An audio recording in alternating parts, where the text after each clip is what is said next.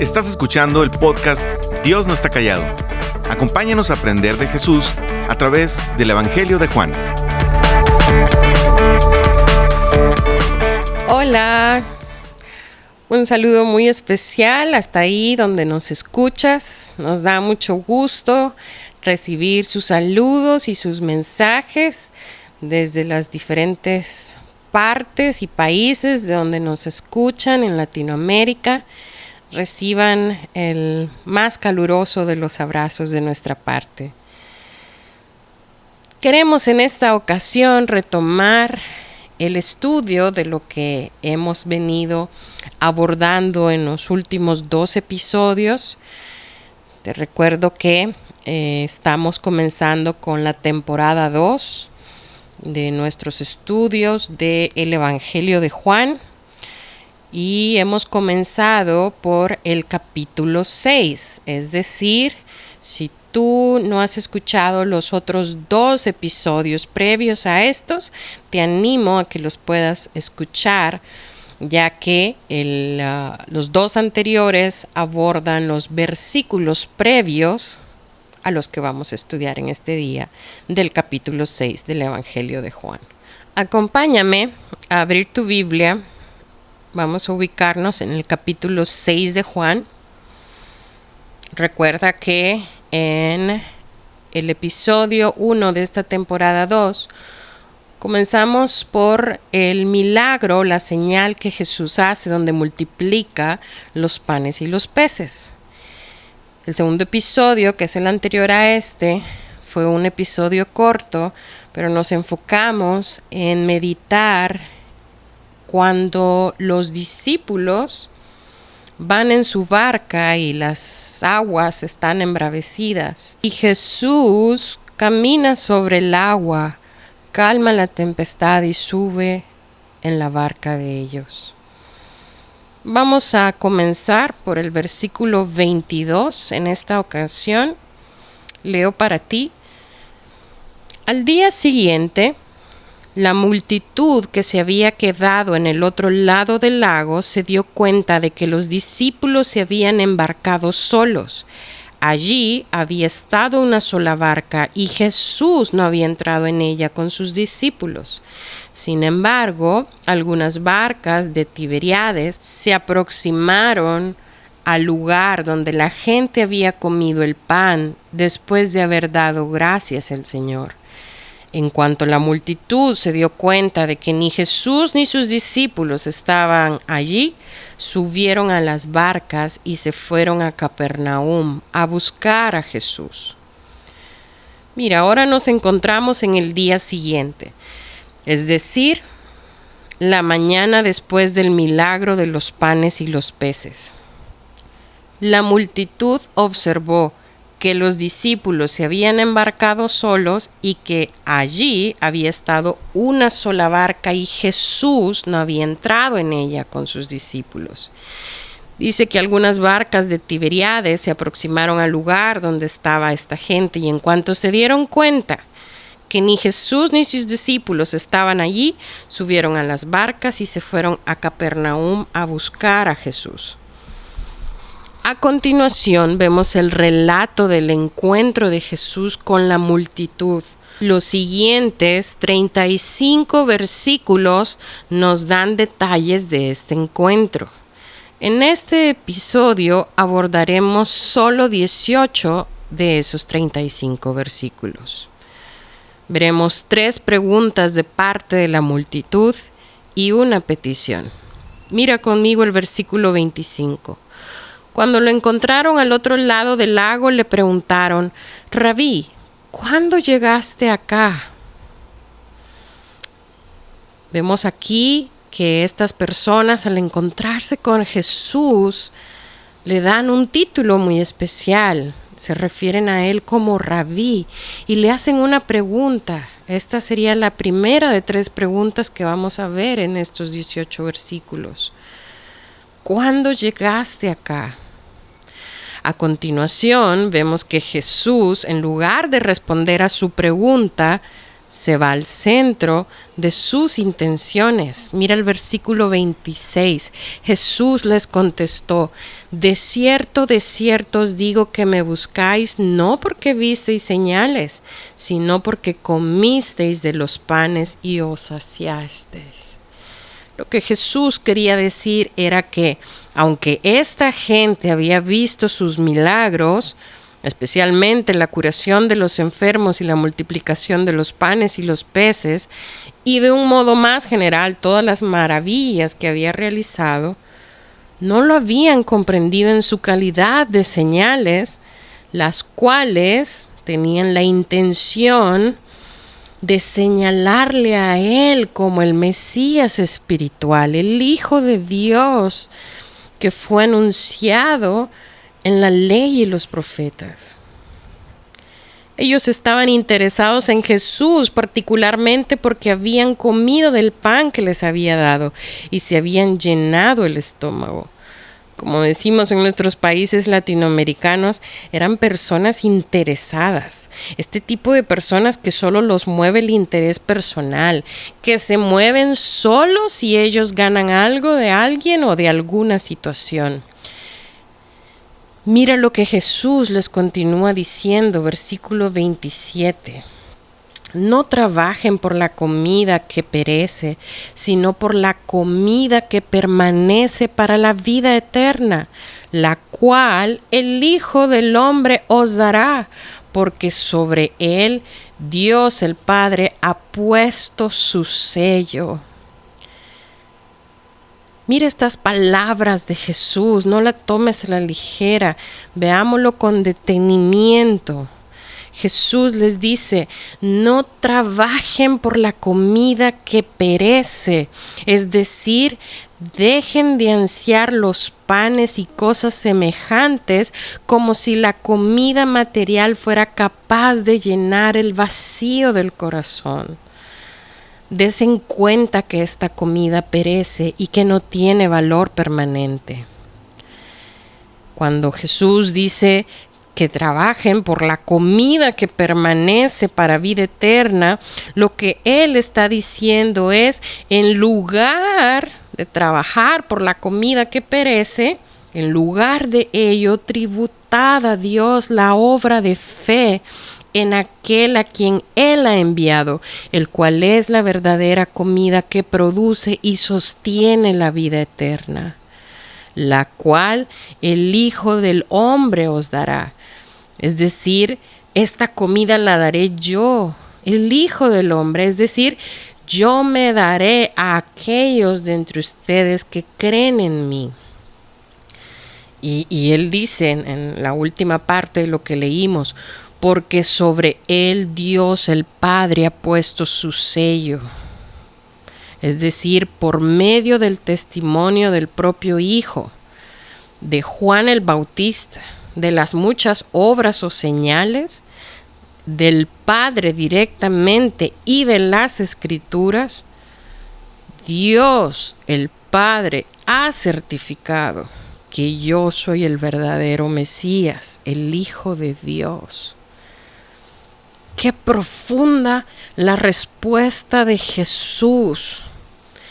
Si te das cuenta, en vez de contestar la pregunta original con la que ellos llegan, cuando dice: Rabí, ¿cuándo llegaste?, Él se va directamente a las intenciones que hay detrás de su corazón, detrás de sus palabras. Los judíos no comprendieron sus palabras sobre la comida, del mismo modo, si recordarás, que sucedió con la mujer samaritana. Ella tampoco captó el significado del agua, pues tanto los unos como la otra dieron un sentido literal a sus palabras. Mira el versículo 28. Aquí vemos la segunda pregunta que le hacen a Jesús. ¿Qué debemos hacer para poner en práctica las obras de Dios? Esta pregunta demuestra que los oyentes no comprenden nada del sentido espiritual y verdadero de las palabras de Jesús. Cuando Jesús menciona las obras, ellos interpretan este término en su sentido más literal, como indicativo de las obras de la ley que uno debe de hacer para ganarse un lugar en el reino. Los fariseos pesaban y contaban tales obras. Mira el versículo 29, Jesús les responde y les dice: esta es la obra de Dios, que crean en el que Él ha enviado. Mira, con seguridad esta audiencia esperaba que Dios les diera una lista de las obras que debían de hacer. No esperaban que este hombre resumiera la lista en una sola y que esa era que crean, no como un consejo, sino como un mandato que deben de obedecer, que crean en el que Dios ha enviado. Cuando Cristo pidió que creyeran en Él como el enviado del Padre, los judíos pidieron ver sus credenciales. Mira lo que dicen los versículos 30 y 31. ¿Y qué señales harás para que las veamos y te creamos? ¿Qué puedes hacer? Aquí vemos la tercera pregunta. ¿Se recuerdan? Al principio dijimos que esta multitud viene con Jesús con estas preguntas. Esta es la tercera. Insisten ellos, versículo 31. Nuestros antepasados comieron el maná en el desierto, como está escrito. Pan del cielo les dio a comer. Piensa por un momento en esta pregunta argumento. Le están diciendo a Jesús, están poniendo a prueba a Jesús. Están diciéndole: ¿qué vas a hacer para que te creamos? A ver, haznos un milagro, danos una señal. Y todavía le dan un ejemplo. Nuestros antepasados comieron el maná en el desierto. A ver, ¿tú qué puedes hacer? Pero piensa en esto, lo que acabamos de estar viendo versículos atrás. ¿Pero es que acaso Jesús no había ya realizado muchas señales? ¿Acaso no había sido la multiplicación de los panes y de los peces del día anterior una señal gloriosa? ¿Cómo es posible entonces que esta gente se atreviera a decir esto? Mira, los judíos pensaban de esta manera, parafraseándolo: si este es mayor aún que Moisés, que haga entonces un milagro mayor que el que él hizo cuando nos dio pan del cielo. Desde luego Jesús multiplicó ayer aquellos panecillos, tenía pan y con él hizo más pan.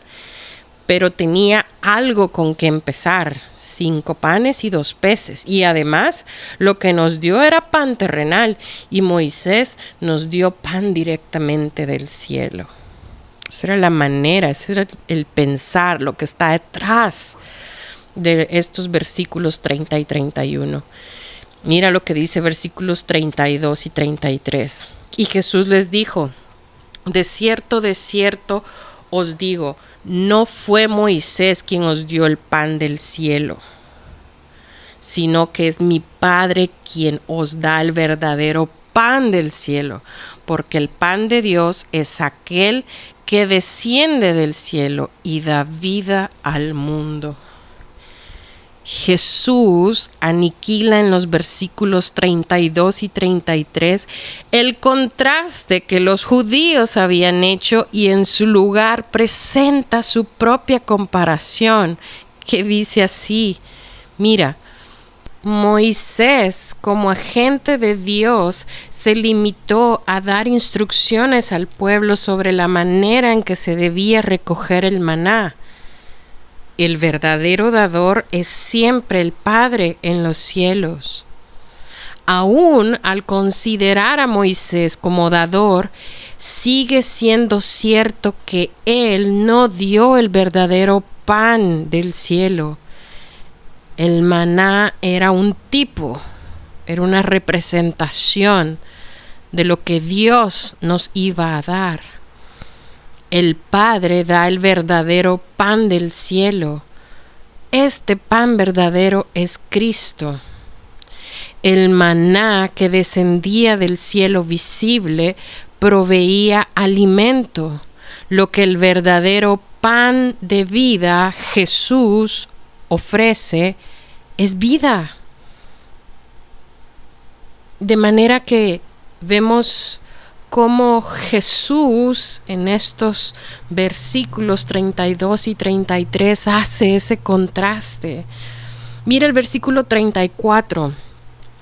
Esta multitud, sin aún comprender el significado espiritual de las palabras de Cristo, hace una petición.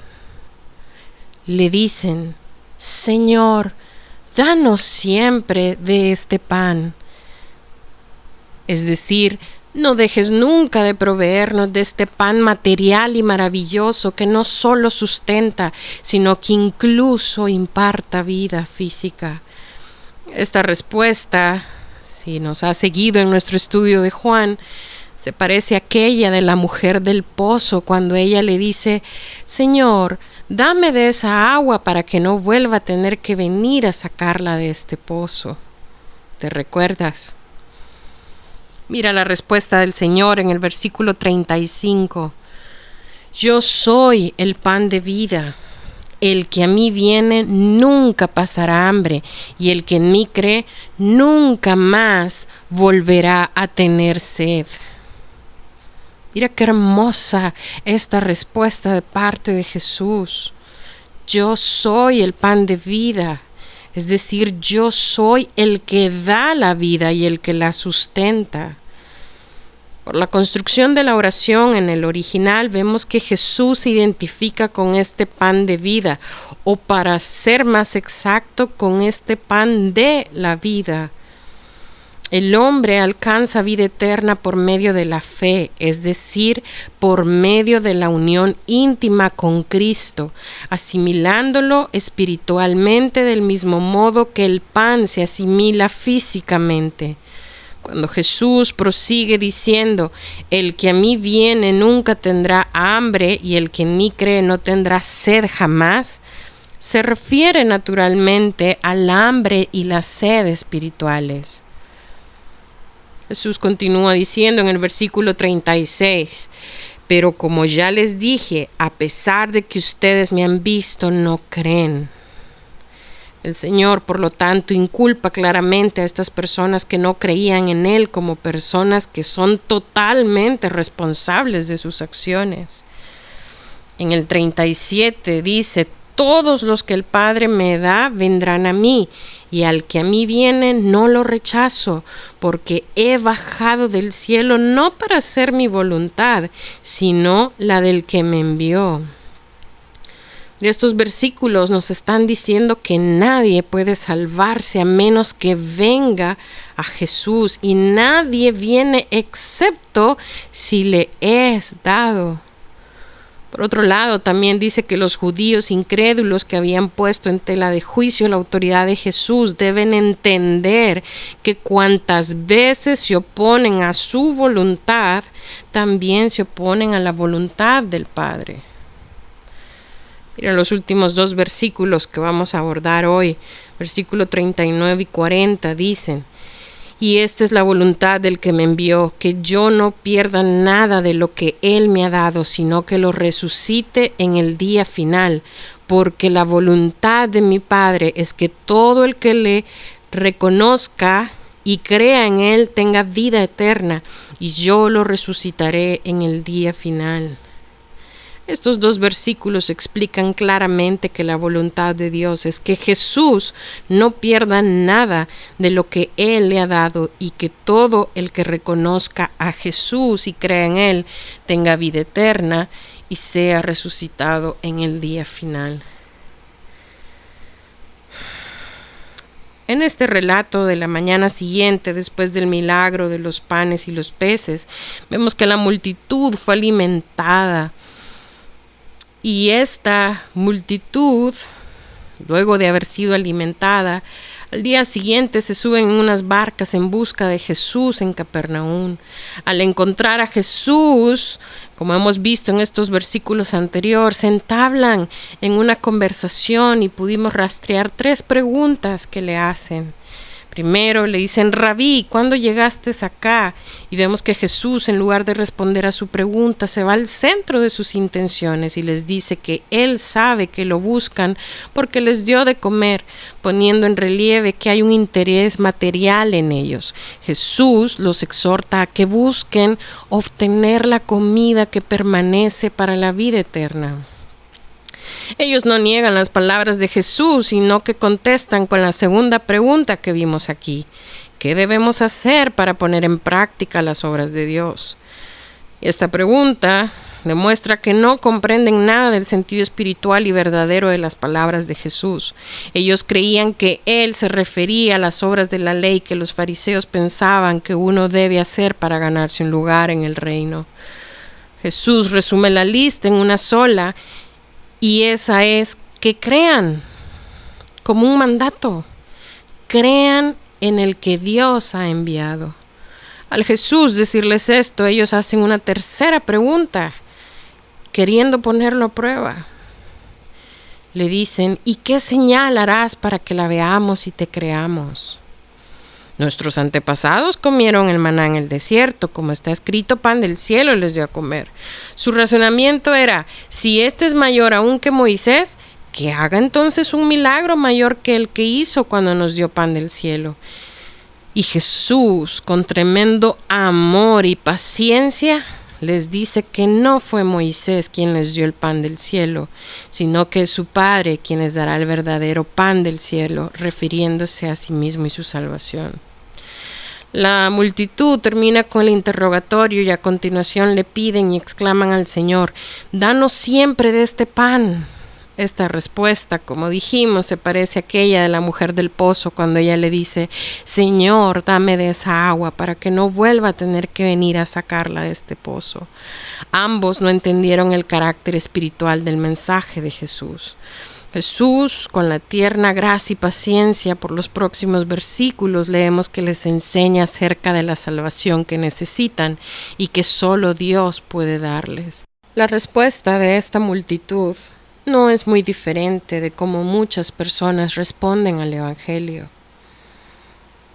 Quizás hoy tú que nos estás escuchando puedas estar pensando: sí, me voy a hacer cristiana o cristiano para que ya todo me vaya bien, para que ya no me haga falta nada, para ya no volver a equivocarme nunca más. Quizá para tener dinero, salud, éxito, para que no le falte nada a mi familia. Mira, el éxito de los falsos maestros hoy en día no es tanto su elocuencia y personalidad como el hecho que el hombre y la mujer moderna quiere oír que hay un tipo de pan que va a hacer que ya nunca más vuelvan a tener hambre física. Hay una solución para que nunca más vuelvas a trabajar. Hay una solución para que nunca más te enfermes ni vuelvas a estar triste. Siempre estés feliz, tengas dinero, viajes. Sin embargo, Jesús les está hablando a ellos en este momento y a ti ahora que me escuchas de un tipo de pan que dará vida a tu alma. El pan de vida, que es Jesús. Gracias por escucharnos. Para más información sobre este ministerio, puedes entrar a www.noestacallado.com. También puedes encontrarnos en Facebook, Instagram y YouTube.